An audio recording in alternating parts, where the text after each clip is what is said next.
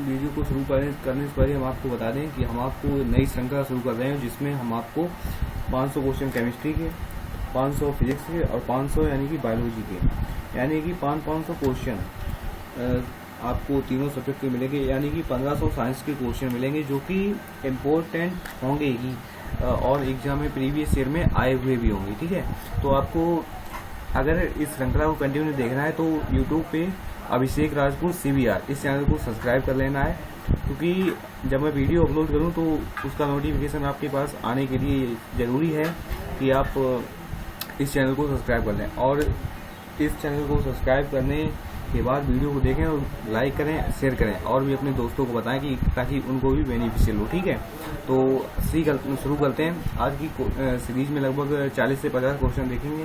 तो शुरू करते हैं। पहले क्वेश्चन थे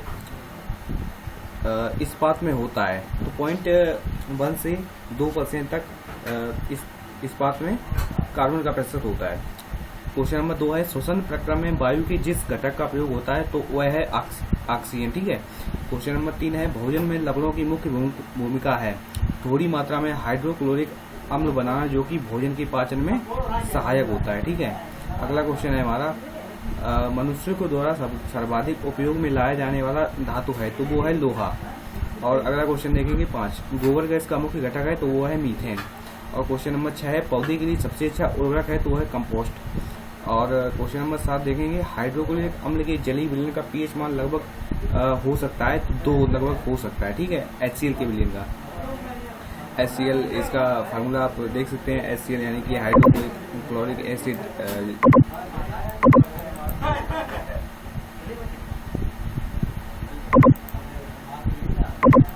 जस्ट वेट गाइस, हाइड्रोक्लोरिक अम्ल के जलीय विलयन का pH मान लगभग 2 होता है। ठीक है।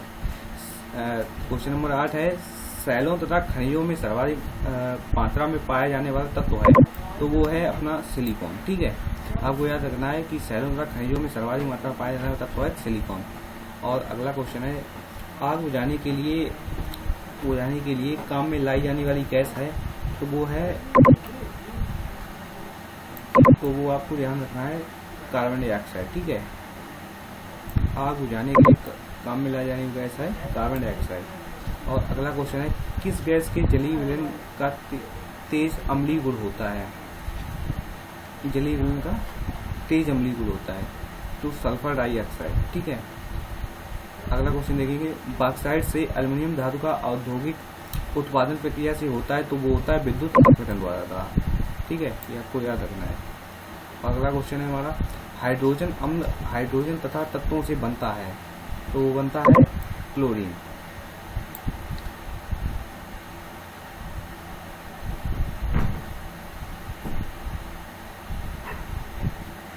और अगला क्वेश्चन है एथिलीन तथा स्टाइरीन की व्यापारिक उपयोगिता उनकी क्षमता के कारण है, तो एथिलीन तथा स्टाइरीन की व्यापारिक उपयोगिता उनकी बहुलीकरण के द्वारा होती है, क्योंकि ये बहुलीकरण की क्रिया द्वारा बहुत ही अधिक उत्पाद बनाते हैं। ठीक है, ये आपको याद रखना है, इंपॉर्टेंट क्वेश्चन है। और अगला क्वेश्चन है 14 जल के साथ स्वच्छ विलयन नहीं बनाने वाला यौगिक है, तो वो है बेंजोइक अम्ल।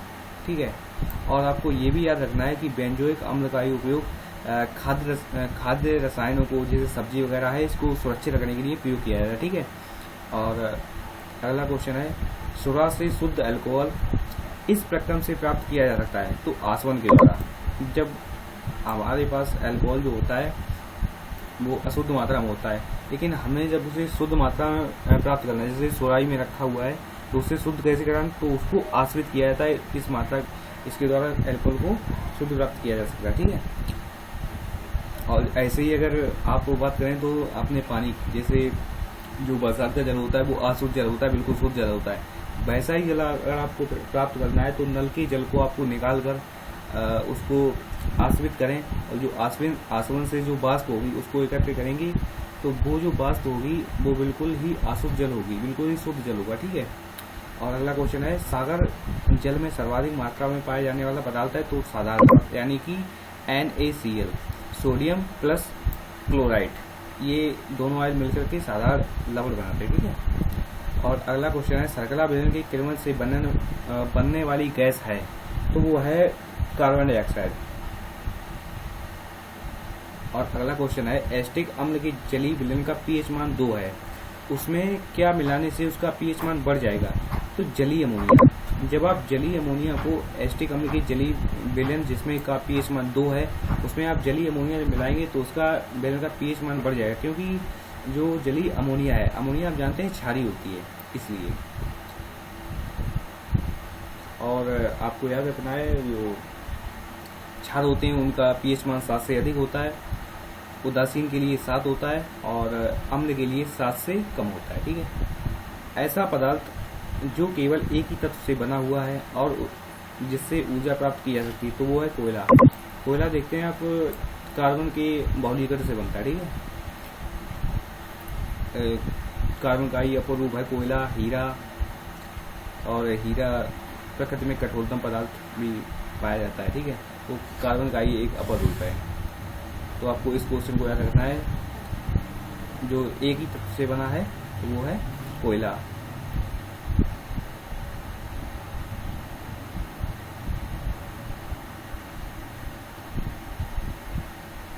और अगला क्वेश्चन है हमारा, पेट्रोल से लगी आग को बुझाने के लिए प्रायः जल का इस्तेमाल नहीं किया जाता है, क्योंकि? इसका रीजन आप देख सकते हैं, जल और पेट्रोल आपस में अमिश्रणीय है, यानी कि जल और पेट्रोल आपस में कभी मिल नहीं सकते। ठीक है, पेट्रोल जल की सतह पर परत बना लेता है। पेट्रोल जो है आपने देखा होगा मूवी वगैरह में कि मतलब पानी में आग लगा देते हैं, उस पर पेट्रोल जब फैला देंगे तो ऊपरी परत पे बिल्कुल बिखर जाता है, क्योंकि जल का पृष्ठ तनाव अधिक होता है और पेट्रोल का तनाव बहुत ही कम होता है जल की तुलना में, तो वो जल की सतह पर बिखर जाता है। जिससे आप उसमें आग लगाते हैं तो वो आग के रूप में जलने लगता है। ठीक है, अगला क्वेश्चन है नंबर 21, औद्योगिक रूप से विद्युत अपघटन द्वारा बनाए जाने वाले पदार्थों का समूह है। किससे? औद्योगिक रूप से विद्युत अपघटन द्वारा बनाए जाने का पदार्थ। ठीक है, तो वो पदार्थ देख लेते हैं, कास्टिक सोडा, पहला है कास्टिक सोडा, दूसरा है क्लोरीन, फिर और है अपना एल्यूमिनियम। ठीक है, अगला क्वेश्चन देख लेते हैं, पर्यावरण का प्रदूषण दोबारा से क्वेश्चन करते हैं, पर्यावरण का प्रदूषण का कारण प्रदूषण करने वाली गैस है तो वो है सल्फर डाइऑक्साइड। ठीक है, ये आपको याद रखना है, सल्फर डाइऑक्साइड पर्यावरण को प्रदूषित करती है, SO2 जिसे बोलते हैं। पौधों की वृद्धि के लिए सबसे महत्वपूर्ण यौगिक किससे बने होते हैं? तो वो होते हैं नाइट्रोजन।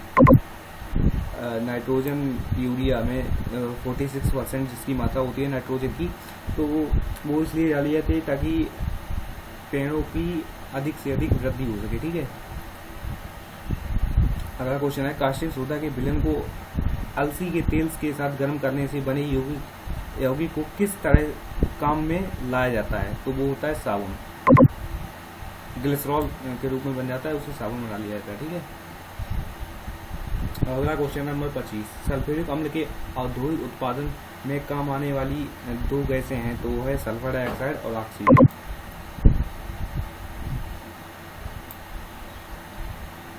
सल्फ्यूरिक अम्ल का जब औद्योगिक उत्पादन किया जाता है तो उसमें सल्फर डाइऑक्साइड और ऑक्सीजन गैसें निकलती हैं।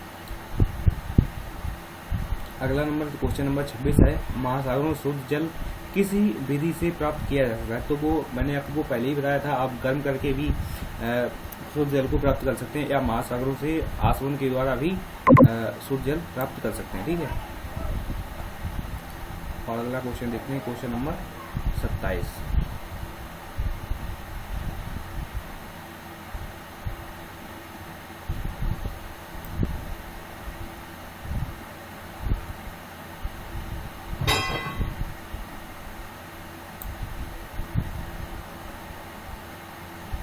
पहला क्वेश्चन ये रहा, क्वेश्चन नंबर 27, किस प्रक्रम द्वारा समुद्र जल से सामान्य रबड़ प्राप्त किया जा सकता है? तो वो है वाष्पीकरण। ठीक है, आसवन वाष्पीकरण एक ही बात है। जब आप आसवन करेंगे तो उससे जल निकल जाएगा और जो बचा हुआ पदार्थ तलहटी में बच जाएगा, वही नमक होगा। ठीक है, और अगला है 28 नंबर, कठोर जल का उबालने के लिए इस्तेमाल में लाए जाने वाले विद्युत उपकरण के तापन अवयव पर जमने वाली सफेद परत में क्या होता है? तो कैल्शियम तथा मैग्नीशियम के लवण होते हैं। ठीक है, जैसे आप किसी भी बर्तन में कठोर जल को गर्म करें तो उसके बाद उसमें सफ़ेद परत बन जाएगी। जब जल उसमें नहीं रहेगा, आप निकाल लेंगे तो वो जो सफ़ेद परत होती है तो कैल्शियम तथा मैग्नीशियम के लवण होते हैं वो। ठीक है, और क्वेश्चन नंबर अगला है, सामान्य लवण कौन सा है? तो सोडियम क्लोराइड NaCl। ठीक है, और अगला क्वेश्चन है नंबर 30, चट्टानों पर से गुजरने के बाद जल में क्या घुल जाने से कठोर हो जाता है? तो कैल्शियम कार्बोनेट। जब जल चट्टानों से गुजरता है तो उसमें कैल्शियम कार्बोनेट विलीन हो जाता है, जिससे उसकी कठोरता बढ़ जाती है। ठीक है, और अगला है क्वेश्चन नंबर 31, बेकिंग सोडा का रासायनिक नाम क्या है? तो ये है सोडियम बाइकार्बोनेट NaHCO3। ठीक है, आपको इसका सूत्र भी याद रखना है NaHCO3।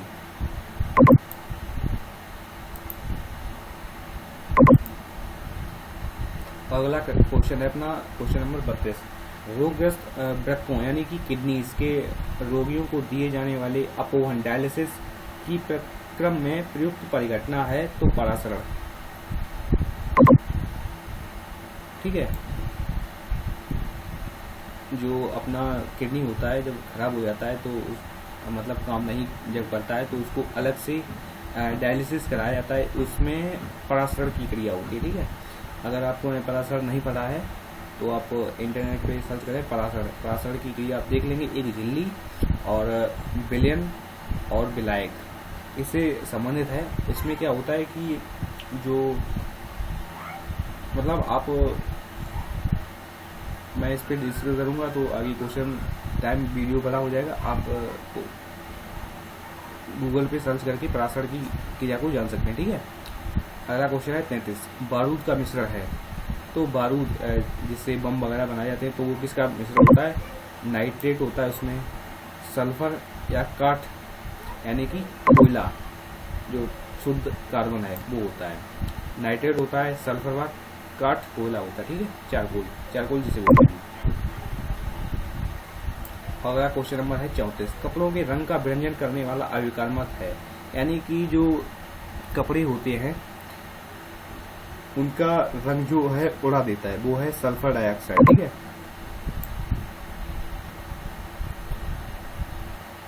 अभिकर्मक को हम लोग रीजेंट बोलते हैं इंग्लिश में। ठीक है, रीजेंट। अगला है, किसी ठोस वस्तु को गर्म करने से उसका सीधे गैसीय रूप में परिवर्तित हो जाना? तो ये ऊर्ध्वपातन कहलाता है, और ऊर्ध्वपातन का सबसे अच्छा उदाहरण है कपूर। ठीक है,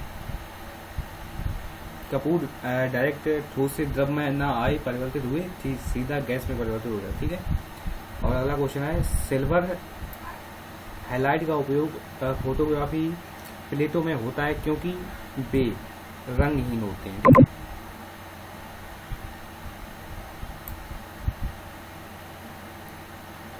अगला क्वेश्चन है, वृक्षों के समीप या उनके नीचे रात को नहीं सोना चाहिए क्योंकि वृक्ष रात के समय तो कार्बन डाइऑक्साइड छोड़ते। ठीक है, वैसे उनकी जो प्रोसेस होती है वो होती है ऑक्सीजन छोड़ने की और कार्बन डाइऑक्साइड लेने की, लेकिन रात में ठीक इसके विपरीत क्रिया करने लगते हैं। ठीक है, कार्बन डाइऑक्साइड लेने लगते हैं, ऑक्सीजन छोड़ने लगते हैं, मतलब ऑक्सीजन लेने लगते हैं और कार्बन डाइऑक्साइड छोड़ने लगते हैं। सॉरी। अगला क्वेश्चन है 38, वैज्ञानिक उपकरणों में परावैज्ञानिक किरणों को गुजारने के लिए सिलिका का शुद्ध क्रिस्टलीय रूप है? तो क्वार्ट्ज कास्ट।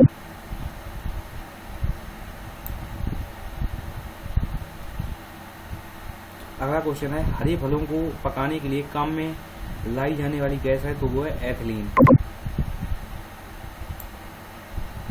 ठीक है, हरे फलों को एथिलीन गैस के द्वारा पकाया जाता है। प्राथमिक सोने की शुद्धता है तो वो होती है 24 कैरेट, यानी कि जो शुद्ध सोना होता है वो 24 कैरेट का होता है।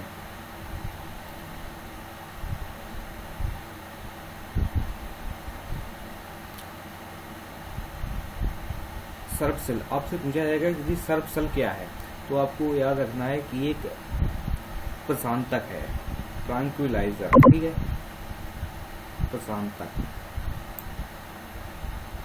अगला है मलेरिया औषधि के रूप में काम आने वाला यौगिक है, तो क्लोरोक्वीन, ठीक है।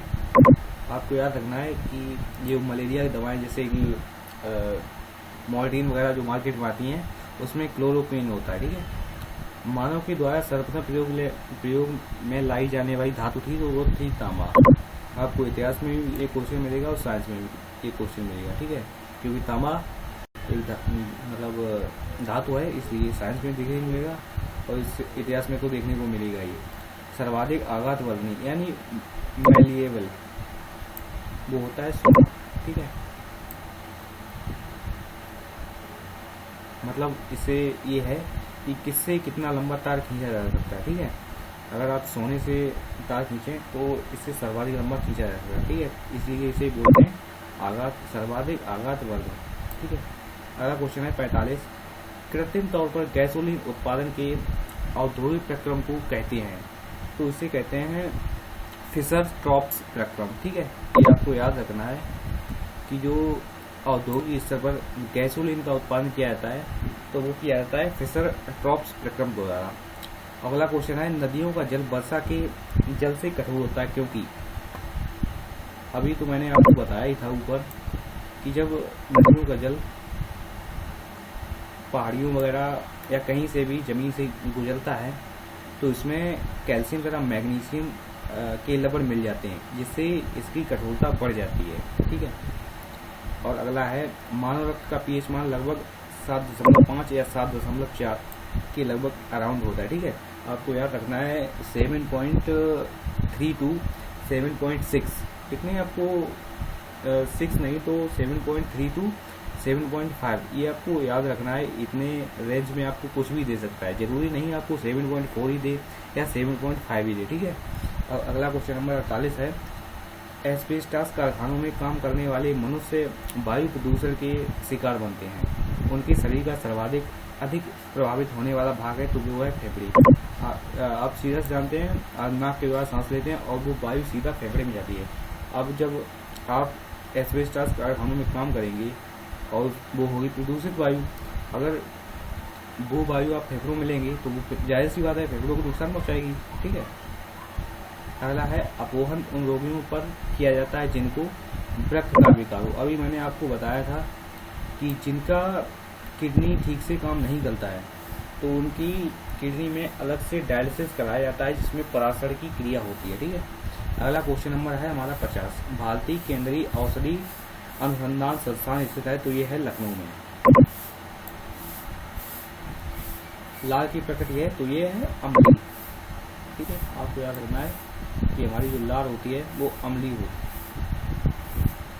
है। ऐसी वस्तु जिसकी पहचान मृदु एक्सरे सॉफ्ट एक्सरे के द्वारा हो सकती है तो वो है नकली सिक्कों को असली सिक्के से,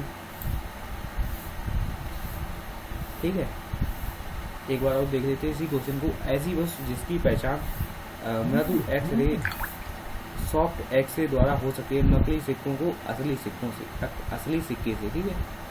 और अगला क्वेश्चन है हमारा 53 आज का लास्ट क्वेश्चन है और देख लेते हैं लास्ट क्वेश्चन। कागज पर पुराने उंगलियों के निशान से डेवलप किया जा सकता है तो ये डेवलप किया जाता है लिन हाइड्रोजन बेरियम H2O2, ठीक है। तो आज की वीडियो के लिए फिलहाल इतना ही रखते हैं और इस श्रृंखला को आपको कंटिन्यू देखने के लिए चैनल को सब्सक्राइब कर लेना है और आपको इस श्रृंखला को कंटिन्यू करवाना है और 1500 क्वेश्चन चाहिए, डेली आपको 50 क्वेश्चन मिलेंगे तो इसको लाइक भी करना है और सभी के साथ शेयर करना है, जिससे कि मुझे भी मोटिवेशन मिलेगा कि आपने हाँ यार किसी को ज़रूरत है तो मैं वीडियो और भी बनाऊँगा, ठीक है। तो आपको इस चैनल को सब्सक्राइब कर लेना है और डेली इस पर साइंस के 50 क्वेश्चन मिलेंगे आपको और ये सीरीज़ कंटिन्यू रहेगी और मैं समय समय पर करंट अफेयर की वीडियो भी डालते रहता हूँ और तो आपको इस चैनल को सब्सक्राइब कर लेना है। और क्या है कि आप हमारा टेलीग्राम चैनल भी ज्वाइन कर सकते हैं जिसकी लिंक मैं आपको डिस्क्रिप्शन में दे दूँगा, ठीक है। तो आज की वीडियो में इतना ही रखते हैं, ठीक है।